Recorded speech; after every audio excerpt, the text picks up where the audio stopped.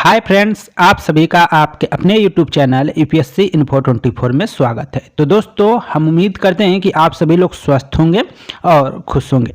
Friends, ये जो video है आपका पीजीटी हिस्ट्री का प्रैक्टिस सेट 93 है। तो अगर आप TGT, PGT, LT grade, GIC और असिस्टेंट प्रोफेसर की तैयारी कर रहे हैं हिस्ट्री सब्जेक्ट से, तो ये वीडियो आपके लिए है।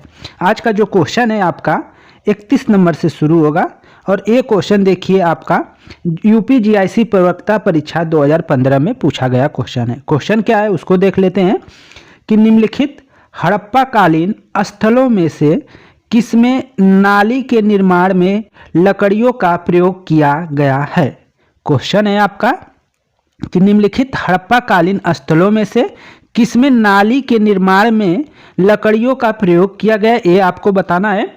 ए ऑप्शन है लोथल, बी है राखीगढ़ी, सी है कालीबंगा, डी है आलमगीरपुर। तो आंसर क्या हो जाएगा 31 का? सी के साथ जाएगा कालीबंगा। तो निम्नलिखित हड़प्पाकालीन स्थलों में से किसमें नाली के निर्माण में लकड़ियों का प्रयोग किया गया है। नाली के निर्माण में कहाँ पर लकड़ियों का प्रयोग किया गया है? तो वो स्थल है आपका कालीबंगा, जहाँ पे लकड़ियों का प्रयोग किया गया है। किसके लिए? तो नाली के निर्माण के लिए। व्याख्या देख लीजिए फ्रेंड्स। लकड़ी को कुरेद कर नाली बनाने का साक्ष्य केवल कालीबंगा से ही मिलता है। लकड़ी को कुरेद कर जो नाली बनाने का जो साक्ष्य है वो कहाँ से मिलता है? तो वो केवल का केवल आपके कालीबंगा से मिलता है। तो इसको जरूर नोट करिएगा, बहुत ही इंपॉर्टेंट है। कालीबंगा से ही बेलनाकार तंदूर, अलंकृत ईंटें, तांबे की बनी चूड़ियाँ, पत्थर के सिलवटे, जूते हुए खेत के जो साक्ष्य हैं वो मिट्टी के खिलौना गाड़ी के पहिए आदि प्राप्त हुए हैं। तो कालीबंगा से क्या मिला है? एक लकड़ी का कुरेदा हुआ नाली मिला है। नाली बनाने वाला जो साक्ष्य है वो भी कालीबंगा से मिला है और एकमात्र यही साक्ष्य है जो कालीबंगा से मिला है। उसके अलावा जो है कालीबंगा से बहुत सी चीज़ें मिली हैं, जिसमें बेलनाकार तंदूर है, अलंकृत ईंटें हैं, ईंटें वहाँ पे मिले हैं, इसको याद रखिएगा। तांबे की बनी हुई चूड़ियाँ भी मिली है, पत्थर के सिलवटे भी मिले हैं, पत्थर के क्या है? सिलवटे मिले हैं, जूते हुए खेत के साक्ष्य मिले हैं और मिट्टी के खिलौने गाड़ी भी के जो पहिए हैं वो भी मिले हैं कालीबंगा से। तो इन सब तथ्यों को जरूर नोट करिएगा, क्वेश्चन यहाँ से पूछे जा सकते हैं। अगला क्वेश्चन है 32 नंबर आपका और यूपी जीआईसी प्रवक्ता परीक्षा 2015 का क्वेश्चन है। क्वेश्चन है एक मुद्रा पर एक व्यक्ति बाघ से लड़ता हुआ अंकित है। एक जो मुद्रा है, कोई सिक्का है, उस पर एक व्यक्ति क्या है? बाघ से लड़ता हुआ अंकित किया गया है, दर्शाया गया है। यह किस हड़प्पन स्थल से प्राप्त हुई है? यह कहाँ से प्राप्त हुई है ये बताना है। ऑप्शन ए है मोहनजोदारो से, राखीगढ़ी से, कालीबंगा से, बनवाली से। तो इसका क्या हो जाएगा आंसर दोस्तों? 32 का जो आंसर जाएगा वो ए के साथ जाएगा, मोहनजोदड़ो से मिला है।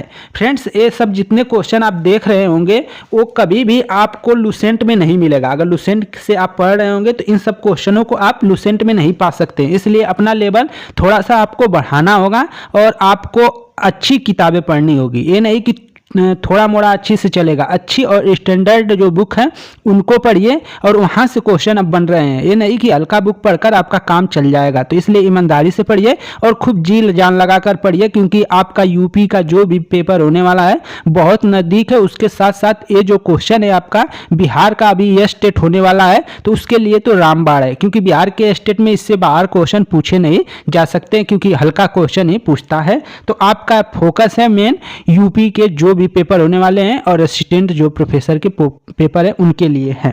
तो इसका आंसर क्या हो गया? मोहनजोदड़ो। जो मोहनजोदारो है वहां पे एक मुद्रा मिला है जिसमें एक व्यक्ति क्या है? बाघ से लड़ता हुआ दर्शाया गया। वो मुद्रा जो मिला है वो मोहनजोदारो से मिला है। तो इसको आप जरूर याद करिएगा। व्याख्या देख लीजिए। सिंधी भाषा में मोहनजोदारो का शाब्दिक अर्थ है मृतकों का टीला। ये क्वेश्चन पुराना हो चुका है, बार बार पूछा गया है। तो सिंधी भाषा में जो होता है मोहनजोदारो का जो शाब्दिक अर्थ होता है वो चिकित्सकों का टीला होता है।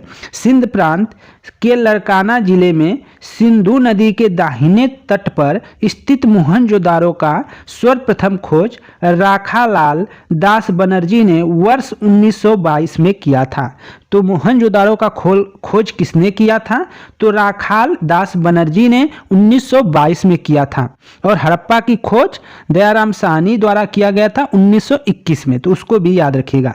यहाँ प्राप्त मुद्रा पर एक व्यक्ति बाघ से लड़ता हुआ अंकित किया गया है। आगे चलते हैं।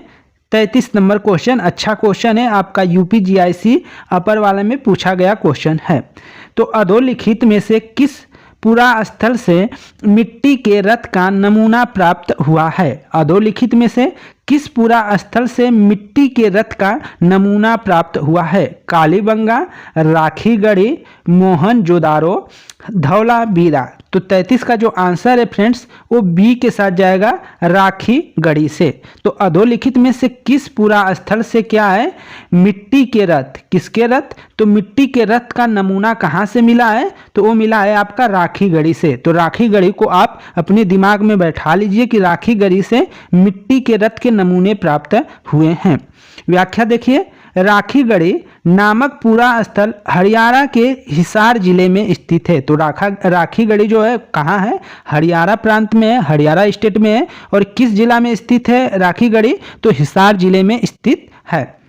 यह हड़प्पा सभ्यता में संबंधित प्राचीन स्थल है। ये हड़प्पा सभ्यता से जो संबंधित है उसमें एक प्राचीन स्थल है। यहाँ से मिट्टी के रथ का नमूना प्राप्त हुआ है। तो राखीगढ़ी से क्या मिला है? तो यहाँ से मिट्टी के रथ का नमूना प्राप्त हुआ है। तो इसको भी नोट कर कर चलिएगा। 34 नंबर क्वेश्चन, और ये देखिए यूपी जीआईसी प्रवक्ता परीक्षा 2009 में पूछा गया क्वेश्चन है।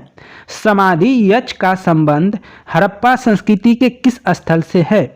समाधि यच का संबंध हड़प्पा यच ऐसे भी लिखा रहेगा कहीं कहीं, तो इसको देख लीजिएगा, ऐसे भी आ जाएगा। तो समाधि यच का संबंध हड़प्पा संस्कृति के किस स्थल से है? हड़प्पा से है, कालीबंगा से है, रोपड़ से है, पिराक से है। तो आंसर जाएगा ए के साथ। तो इसका आंसर क्या कर लेंगे दोस्तों? ए सही कर लेंगे। हड़प्पा के साथ हम जो समाधि है, जो समाधि यच का संबंध है वो हड़प्पा संस्कृति से संबंधित है, हड़प्पा स्थल से संबंधित है। व्याख्या देखिए,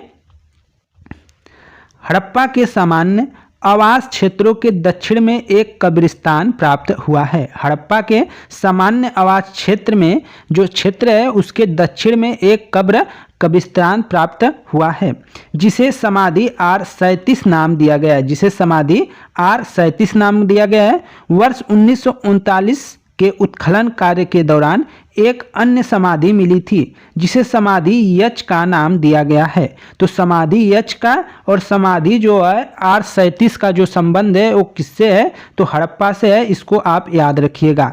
समाधि यच का और समाधि R37 का संबंध किससे है? तो वो हड़प्पा से है। इन दोनों को याद रखिएगा क्योंकि ऐसे क्वेश्चन पूछे जाते हैं। 35 नंबर क्वेश्चन है आपका यूपी जीआईसी प्रवक्ता परीक्षा 2009 का क्वेश्चन है कि सिंधु घाटी के आवासीय क्षेत्र में निम्न में से कौन सा आरोह क्रम है? आरोहण क्रम जो है उसको आपको दर्शाना है। आरोहण मतलब बढ़ते क्रम में। हड़प्पा, मोहनजोदड़ो, धौलावीरा, हड़प्पा, धौलावीरा, मोहनजोदड़ो, धौलावीरा, मोहनजोदड़ो, हड़प्पा, मोहनजोदड़ो, धौलावीरा, हड़प्पा। तो इसका जो आंसर जाएगा सी के साथ जाएगा दोस्तों। इसका सी नहीं होगा, इसका आप सी धौलावीरा नहीं रहेगा पहले, हाँ ए होगा। हड़प्पा, मोहनजोदड़ो, धौलावीरा। ऑप्शन का ए आपका सही हो जाएगा।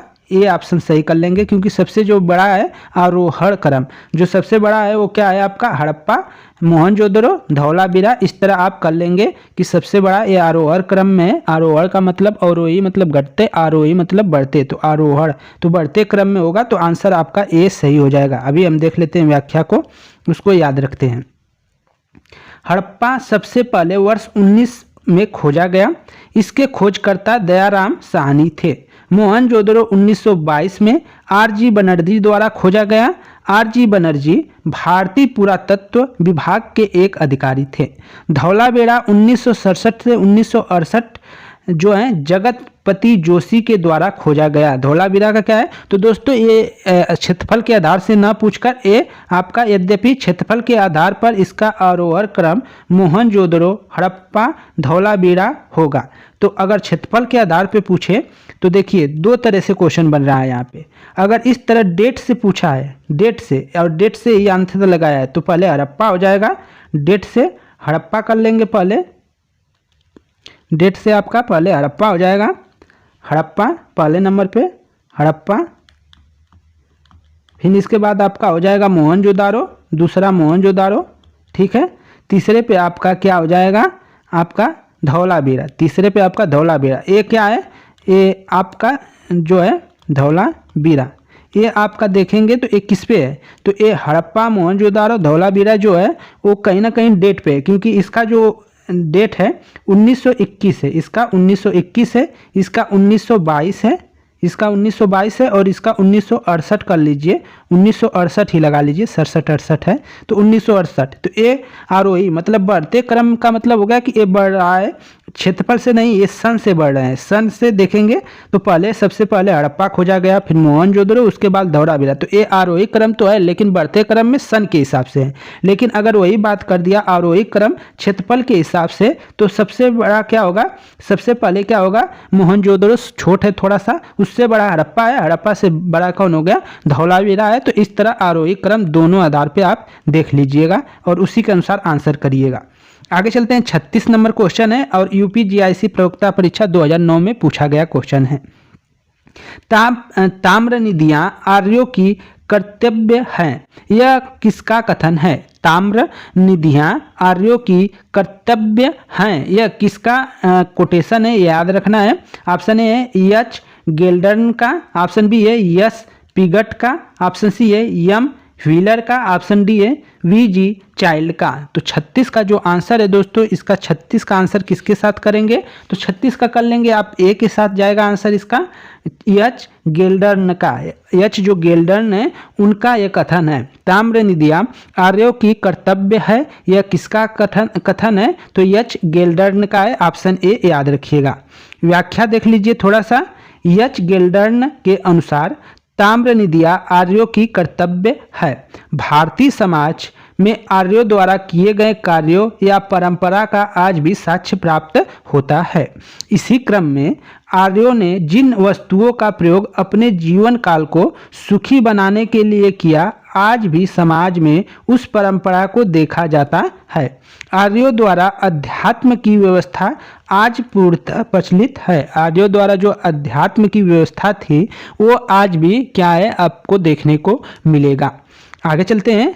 37 नंबर क्वेश्चन अच्छा क्वेश्चन है, यूपीजीआईसी परीक्षा में पूछा गया क्वेश्चन है और आपको मानना चाहिए कि जब भी जीआईसी का पेपर रहेगा उस पेपर से हल्का ही यूपी टीजीटी पीजीटी का पेपर होगा, ये याद रखिएगा। 37 नंबर क्वेश्चन, हड़प्पा संस्कृति के किस स्थल से मध्य नगर का प्रमाण मिला है? हड़प्पा के जो संस्कृति है या हड़प्पा सभ्यता है उसके किस स्थल से मध्य नगर का प्रमाण मिला है? कालीबंगा, राखीगढ़ी, सुतकांगे डोर, बनावली। बनावली, तो इसका जो 37 का आंसर है वो ए के साथ जाएगा कालीबंगा से। कालीबंगा से जो है मध्य नगर का क्या है? प्रमाण मिला है। ऑप्शन ए 37 का ए कर लेंगे। तो कालीबंगा का देख लेते हैं व्याख्या। हड़प्पा संस्कृति के कालीबंगा पूरा स्थल के मध्य एक छोटा नगर का प्रमाण मिला है। यहाँ एक दुर्ग मिला है। कालीबंगा राजस्थान के हनुमानगढ़ जिले में स्थित पूरा स्थल है। तो ये सब याद रखने योग्य बातें हैं। कालीबंगा से क्वेश्चन ज़्यादा पूछ रहा है। लोथल हो गया, कालीबंगा हो गया, सुतगोंडा हो गया, मोहनजोदड़ो हो गया, हड़प्पा, इन सबसे क्वेश्चन खूब पूछ रहा है, तो इनको ज़्यादा पढ़ लीजिए हड़प्पा सभ्यता में। 38 नंबर क्वेश्चन है, सिंधु सभ्यता के लोगों के लिए डील वाला बैल था। डील वाला मतलब कुबर वाला जो बैल था वो कैसा था?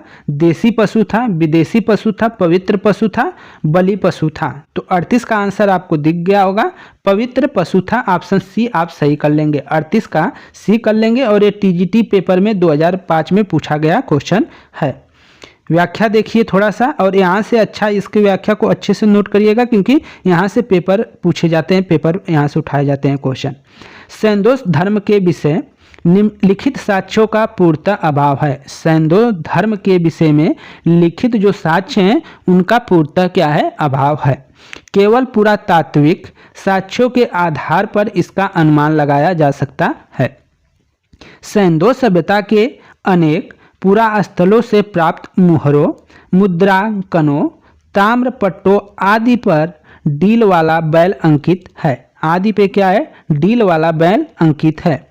इसी आधार पर विद्वानों ने निष्कर्ष निकाला है कि सिंधु सभ्यता के लोगों के लिए यह एक पवित्र पशु था, क्योंकि हर जगह इसका छाप अंकित है। तो ऐसा अनुमान लगाया गया कि यह क्या है, पवित्र पशु था, तो इसकी पूजा भी की जाती है। तो इसको भी याद रखिएगा। अन्य जो महत्वपूर्ण तथ्य उसको जान लेते हैं। मार्शल के अनुसार पशुओं की पूजा शक्ति के प्रतीक के रूप में होती रही होगी। मार्शल जो हैं उनके अनुसार क्या है, पशुओं की जो पूजा हो रही थी उस शक्ति के प्रतीक के रूप में उसकी पूजा की जा रही थी हड़प्पा सभ्यता में।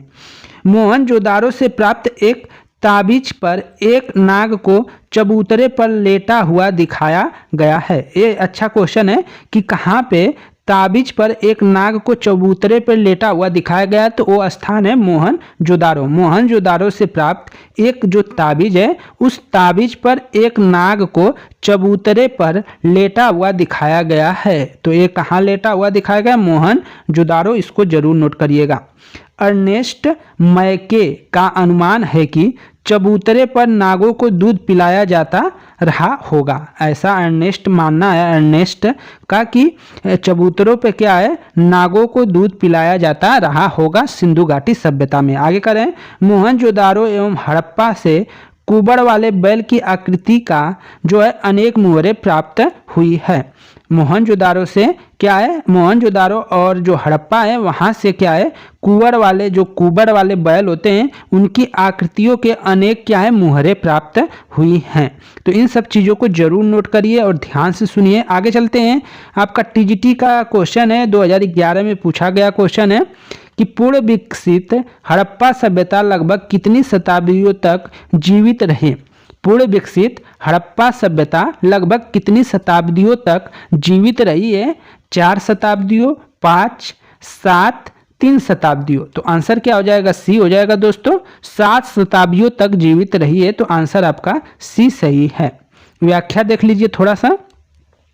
भारतीय पुरातत्व सर्वेक्षण विभाग ने उल्लेख किया है कि हड़प्पा सभ्यता की संस्कृतियों को आमतौर पर प्रारंभिक जो है 3300 से 2600 ईसा पूर्व और पूर्व विकसित जो है 2600 से 1900 ईसा पूर्व तथा परवर्ती जो है 1900 से 1700 ईसा पूर्व के काल में विभाजित किया गया है।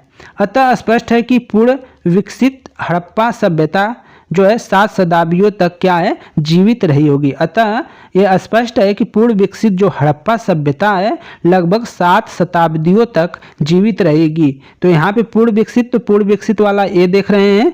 पूर्व विकसित में कौन आ रहा है, तो ए है, पूर्व विकसित में ए है दोस्तों, और यहाँ तक है। तो 26 से आपका 1900 में 700 वर्ष होते हैं, 700 शताब्दी होते हैं, तो इसको याद रखिएगा। आगे चलते हैं। 40 नंबर क्वेश्चन है और पीजीटी 2006 में पूछा गया क्वेश्चन है।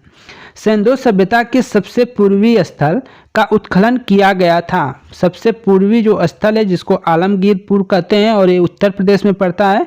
तो सिंधु सभ्यता के सबसे पूर्व स्थल का उत्खनन किया गया था वाई.डी. शर्मा द्वारा, ए. घोष द्वारा, बी. के. सापर द्वारा, बी. लाल द्वारा। तो किसके द्वारा किया गया था ये आपको बताना है। तो इसका जो आंसर जाएगा ए के साथ, वाई.डी. शर्मा द्वारा।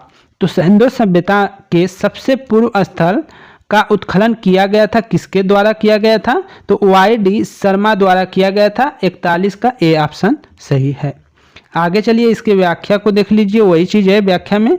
तो मेरठ जिले में हिंडन नदी पर स्थित सिंधु सभ्यता के सबसे पूर्वी स्थल आलमगीरपुर का उत्खनन 1958 में यज्ञदत्त शर्मा ने किया था। किसने किया था, तो यज्ञदत्त शर्मा ने 1958 में आलमगीरपुर है उसका उत्खनन किया था, जो आपका सिंधु सभ्यता का सबसे क्या है पूर्वी स्थल है। तो फ्रेंड्स ये थे आपके 10 क्वेश्चन और उसके जो व्याख्या थे वो। अगर वीडियो पसंद आई हो तो वीडियो को जरूर लाइक करें, चैनल पे दोस्त नए हैं तो चैनल को जरूर सब्सक्राइब करें। धन्यवाद साथियों, नमस्कार, खुश रहिए, पढ़ते रहिए और अपने लक्ष्य को प्राप्त करते रहिए। तो धन्यवाद साथियों।